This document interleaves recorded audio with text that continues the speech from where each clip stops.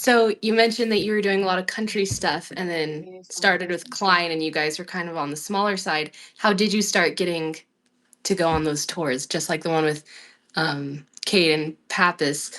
Like was that just a matter of your manager? Or how as a small Christian worship artist do you even get on a tour like that? Well, the easy answer is you can't you can't knock down a door God doesn't open, you know? And so God absolutely opened the door, but it was through a lot of long tenured relationships and trust. And so basically how we got to that point was we were on tour with Luke Bryan with Dylan, and I met Scotty Wilbanks, and I was like, we were already putting out Klein songs. We put out like 3 or so songs, and Curb had picked up the Worthy One song to put on their Church Will Sing project. And I was like, hey man, we're not ready yet. And this is back to Jason. You got to know where you're at. You got to be realistic where you're at. I was like, we're not ready for a manager yet, but I know every hot shot country manager, and I know zero Christian managers. So like, who's the people? So he introduced me to Cam Pumphrey, who manages We the Kingdom, and he's the president of Roundtable now, if you're familiar with those people. But he manages We the Kingdom, Franny, Carrie and Cody. And then Cam was like, really, really love you. We hung out, took a bunch of meetings. He's my age, so it was cool. He understood that we weren't children, like trying to figure this out. Like, we're going to do this with or without you. Can you help us? You know. And so when he couldn't really take us on as a workload, um, he introduced us to Lot Schutte, who was kind of out of management a little bit. He was managing Hope Darst and still is, but Lot had managed Third Day all those years, all those big successful years. And so Cam made the introduction to Lot. Lot just believed in us from we had lunch at Chick-fil-A, and he was like, there's something about this that I really love. Let's figure it out. And so it wasn't like I'm going to go shop you to every label in town. We'd already done that crap. It wasn't, I'm going to go shop you to every booking agent. They'd already told us no, you know? And so we found out, and this is a little bit of a sore subject for a lot of artists, because a lot of artists that did those tours, that promoter kind of left town on them. So like we are still owed quite a bit of money from that tour, that hurt real bad, but God uses all pain, right? And So you're can I just get clarification on that? You're saying you did the shows and the promoter just bounced without paying and just disappeared? so we did Show Ops was the company name, and we did shows. They were called community worship nights. We got paid for those, like when you saw us, but when we so that I'm getting ahead of myself a little bit.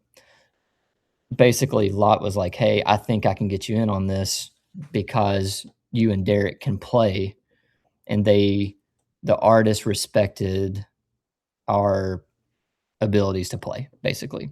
So like we had more value than just a solo acoustic artist going out on the road. Like I could tour manage, I could drive. We had an in-ear rig. We had played on, these humongous country records. So like we didn't have to go say, "Hey guys, we can play, trust us." There was enough. Lot was able to say, "Hey, these guys can really add more value to the tour," which I think is a very important thing that's worth talking about, is adding value to the tour you're on. But so it got us in the door. So we did that tour with Cade and Pap, and we did the same thing with another collection of artists in, I think it's August, wasn't it? July, August. Yeah, July and August. Jack's over here. You gonna say hey, Jack? So, anyways, I feel like I'm being very long-winded, but this is how it happened. So we were able to add value. So then when Rhett Walker was going to do tour shows with the same promoter, Rhett knew us from 12 years ago from the country space. He was like, "Well, would Garrett and Derek play with me?" And Lot's like, "Of course." So we were able to actually make more money, that we end up not getting some of that paid to us, which is the other story. But we were able to make more money because I was able to play bass and tour manager for Rhett, and then we were able to open the shows. So we really were able to add value to the tour. Now, what was I was gonna back up and say something about that. It was really light. It was a handshake deal manager. We didn't pay him a dime in 2024. We still haven't signed a contract. It was just that relational thing of like, okay, you guys know how to do this, and these kids don't know how to do this. So will you go teach them graciously how to tour? And so nothing threw us off. It's like, um, ticket sales are bad. Who cares? We're singing to Jesus anyway. Like, there's still somebody there that needs it. Charlie Daniels has a famous quote of "You don't play to the empty seats," and we were able to encourage. And Jacqueline is like, if you've ever seen her, she's going to sing to the one person, just like I've seen her sing to 10,000 at Kingdom Bound. Like, there's no difference in the way we do what we do. But all that came with years and years and years and years and years of touring. In ministry, yeah, and just being in ministry. But there is no there, and I hate I'm gonna have to tell my kids this someday. My 4-year-old's already like a drummer. Like, there is no replacing going and playing. And you got to go play to nobody. And sometimes you'll play the Staples Center, and sometimes you'll play Pocatello, Idaho. And they won't even be in the right order. It doesn't go like this. Like, we played the Staples Center and then played to 12 people somewhere in Montana that same summer. It's like, I don't know, but that's how it happened. It was all just little bitty relational things, that this moved to this move to this move to this move, and we didn't have a hit song, so we were leaning on our experience and the value we could bring to the tour, which then got us. We were on the road with Rhett Walker all last year, playing in front of radio stations, and we were on radio tour and didn't have to pay any radio promo people. It's that thing of just like, how can I serve these people? But it's just, you just say yes. Oh, that's what I was going to say. This is our famous thing. Yes is on the table. And if you put your yes on the table, you will go do things and go, why the heck are we here? But you can trust, you put your yes on the table, and you trust God to handle the scheduling, and he'll take care of it.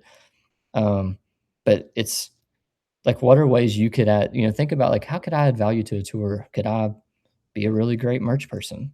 Do I, do I know, a great drummer, and it's like, hey, my drummer will come and play for you for free because I'm going to pay him, Play keys, can I, BGVs. yeah, can I sing BGVs for the headliner? I think, but all that's just relationship, um, but I think with the tour you saw, Annie, I had never met Cade. I had never met Pappas. We don't have a record deal. The Anthem Co. is the record label for us. We barely had a manager who we weren't paying, and we all got in a van, literally met at 8 a.m. We got in a big black Sprinter van. We stopped at Panera. We made a set list. We did not rehearse, and we played that set list you saw that night, the first night. It wasn't in Idaho the first night, but the first night we played it. And that's just what you do, because this ain't no hobby. You just learn the songs in the car on the way, and you play your butt off like you're playing to 20,000 people. And Pap respected us for that. And because he started way big. His first tour was literally private jets and arenas with Hillsong. And so, and then at the end of the night, we had to pack Cade's guitar up because he hadn't toured much, and he didn't know you should pack your own crap up. And he did say thank you. But that's just how it works. It's all just this relational thing, and you accidentally fall into these places. But if you put your yes on the table, like, truly, like, you're not too good for anything. I could have easily been like, I'm not driving. I played the Staples Center last fall. Don't you know who I think I am? Nobody cares who any of us are. Nobody. I remind him often. Yeah, she is. keeps me in check. But nobody cares. There are no famous Christian artists. That does not exist. Not really. I mean, maybe Brandon right now, but like there are no famous people, and I can't stand when artists act like jerks. But it's just, do you want to serve Jesus, or do you want to be a big deal? And if you want to serve Jesus and you put your yes on the table, you will find yourselves in situations to serve people. And a lot of times you're going to be serving the people backstage. It's not even going to be the people in the crowd. Mm. And before you know it, you're on tour with Rhett Walker's Crazy Butt. And, and everybody's going, well, how did Klein get on a CCM tour? I don't know. Because I was nice to him in 2012. Mhm. I don't know. Well, But that's a great question. it sounds like you guys have really great attitudes, and just like you were saying, like the whole relationship thing is so much of it. So that's really cool. And then you're talking about like using whatever skills you have and assets to kind of leverage. Jason and Joey were talking about that a couple weeks ago. Like if you have equipment that you can offer to a tour, or if you can, like you're saying, play instruments, or if you're a concert photographer, whatever it is. So that's really interesting. It's like right place, right time, offering what you have, and then having a great attitude. So thanks for all. Always doing more than you're asked to do or required to do. Always. And I think that's the way of Jesus. This is how Derek was when we were on the Dylan Scott tour. There, without airing too much dirty laundry, Derek never got paid for everything he did. Derek ran a whole flipping arena show from Ableton, built the tracks rig to the point he made Dylan buy his tracks rig when we left, because he's like, you literally won't be able to do a show, bro. Like you've got to like always, always, always. I think it's the way of Jesus. I don't think it has anything to do with Christian music. I think it's always do more than you're asked to do. And if you actually love people and you actually serve people and your yes is on the table, you will eventually end up in situations where you're like, the question you just asked, how did we get here? It's like, I don't know. Let me think about it.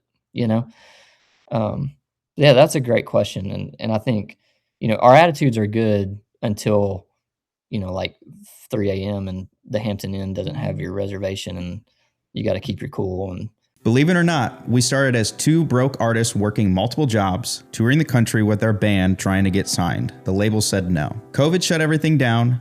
Nothing was working. Our bandmates even quit. It seemed like it was all over. So we learned marketing. We built our own momentum. We've crossed over 500 million streams on all of our music. And we built the Anthem Network to give indie artists, producers, and music industry players the roadmap we wish we had 10 years ago. If you're done doing this alone, join us on the inside of the Anthem Network. Get your 7-day free trial by clicking the link in the description below.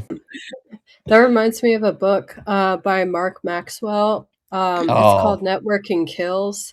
Yes, Success that's through an serving. incredible book. Yes. Yeah. What's it called again? Networking. Networking Kills. Uh-huh. It's called Networking Kills. It's basically exactly what Klein just said. Garrett just said about like basically like success through serving. Like instead of when they tell you to like network and stuff, like they tell you like about like basically like thinking about yourself and thinking about like, well, what can I gain from meeting these people or whatever. And what Mark says in the book is to completely flip that mindset and like go into rooms thinking, how can I serve these people? And that applies like to life in general, not just music, but it's exactly that. Like if you just think of how can I serve these people that I'm working with, everything will go so much smoother for you if you think of it that way. Yeah, and it's exactly the same thing. You find yourself in places you didn't like expect because you were just being helpful and contributing. Yeah. Yeah, that book is unbelievable, and I read it. Mark did one of the single song deals we did, and he was the lawyer on it. And I found out He's he wrote that book, awesome. and it's incredible. Yeah, Yeah. it put into words everything I thought I always believed. About Yeah. like I thought, and I was around a lot of people who did it the wrong way too. But I really thought, I was like, you know what? I don't think you have to network. I think if you just love people, it'll work out. And that's what I was saying. That's part of what I was saying earlier about building community as an artist. Like just go like be a person on social media. and like you'll end up like finding more connections and yeah, you'll end up building more relationships that way, um by just being human and loving people and like supporting other people, like reposting someone else's post or something, like just little things like that.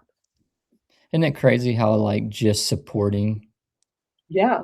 Like, someone is like that's so odd. yeah. Like just by saying, "Hey, I like what you did," you know. Yeah. It's not a competition. There's enough space out here for everybody. Yeah. That took me a long time to learn. I sorry, Jason, I didn't mean to No, interrupt you you know again. what? This is your time to finally cut me off and just run with it, dude. You take it.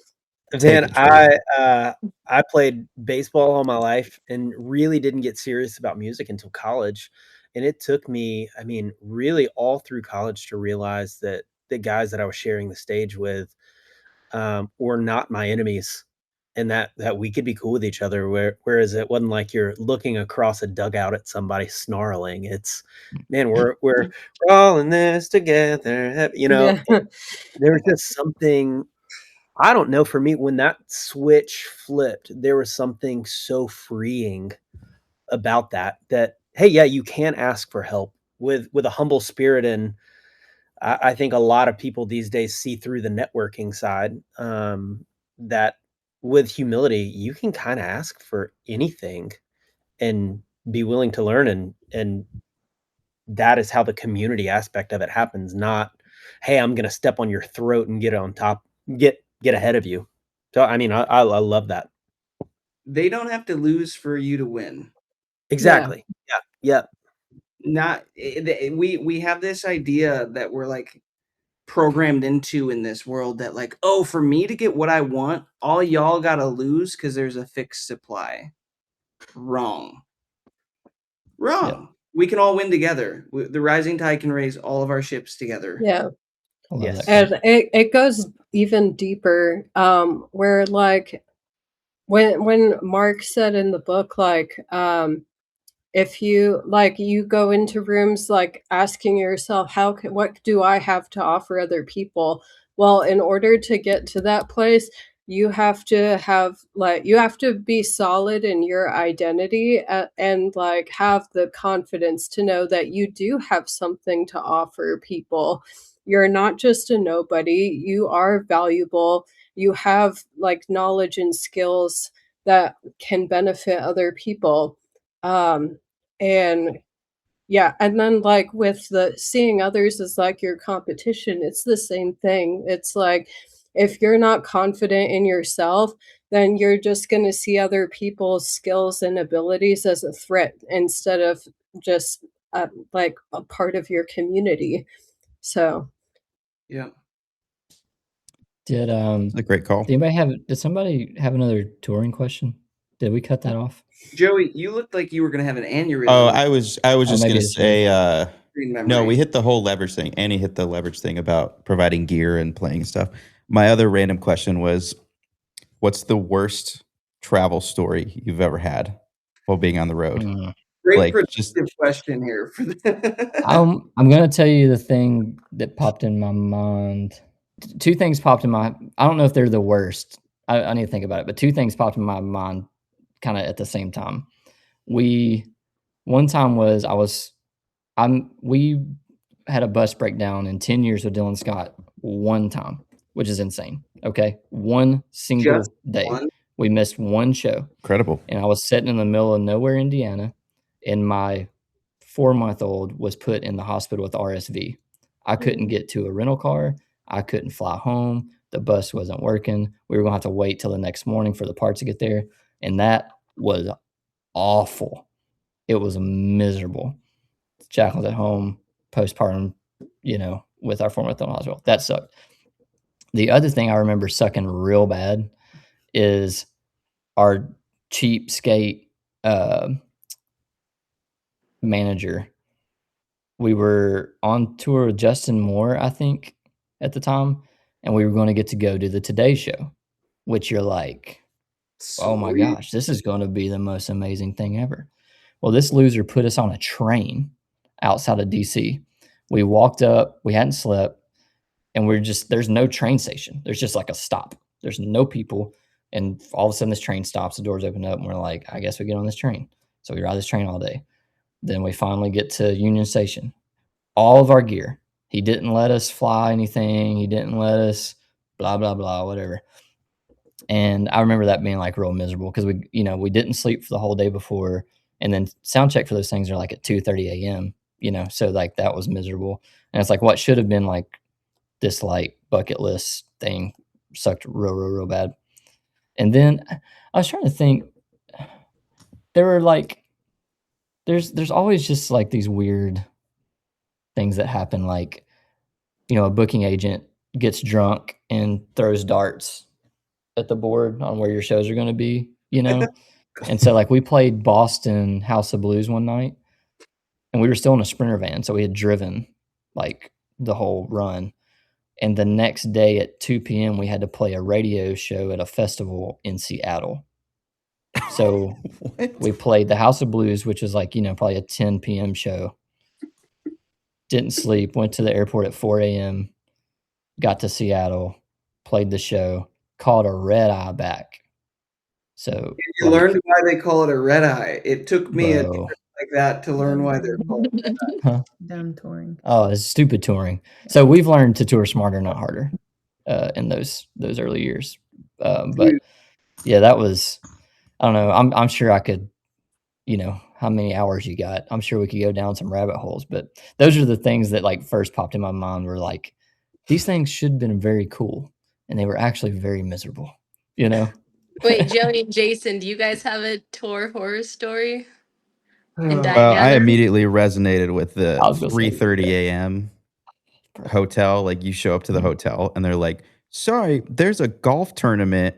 And then you check all the hotels in the surrounding area and all of them were closed. I think, well, this was when I was doing, it wasn't Tin Roof. It was something similar to that. Huh? It was with Kyan. Yeah, it was. Tristan. No, it was with Kyan. It was a country, like a country bar gig that was like they're like the 4-hour gigs that end at like 2:30, and then we were technically done after that, and so we just like drove straight back and just got home at like 8 a.m. and we just pulled an all nighter because there were no hotels or anything. Yeah, dude. We just kind of gave up.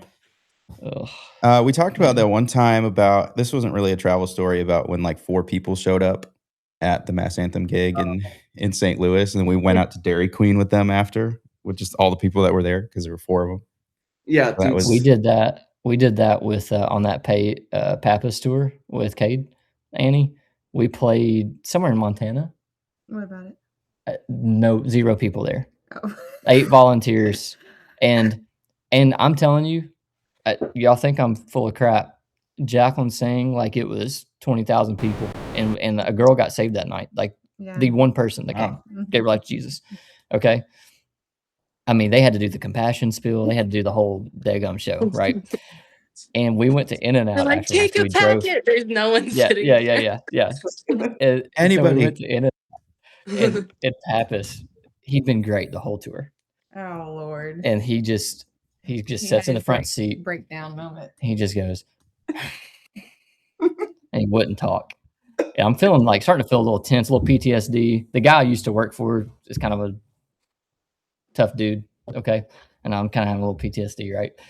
And so we go in and out, and I was like, hey man, I'm trying to like rally the troops. Jacqueline's like, this is the greatest thing ever. We're on tour. Who gives a crap if people came, and he's just like, Garrett, I love you. I just need a minute.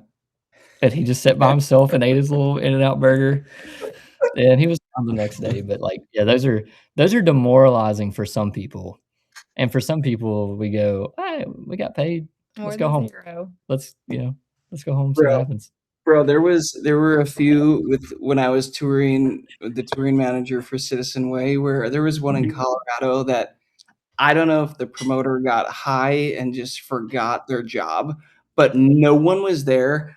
And it was like a festival stage overlooking the Colorado mountains, the most beautiful venue. And they finished their first like radio single that had gone #1, and it ends, and in the vast distance, like over the hill, we hear some like random dude leaning against a tree, just not even the stage, just like looking away. And we're like, They didn't even pay to get in. They're outside. Somebody walking their dog. Yeah. Man, we did one night. We did Luke Bryan's farm tour. You know what that is? It's like a traveling fair, basically. I mean, it's pretty impressive. And our tour manager at the time got hammered drunk. And this is not the Klein days. This is the Dylan Scott crap. And he was supposed to drop me off at my home church to lead worship. Like it was right outside of Chicago. It was going to be like, I'm leading worship Sunday morning with Jacqueline. Like the bus has got to drop me off outside of north of Nashville. Dude didn't tell the driver. Driver took the wrong route. And we about, as the closest I ever came to like punching someone ever in my entire life. And those things, like people were just like, when they're just like not doing their jobs, that's tough for me. Yeah.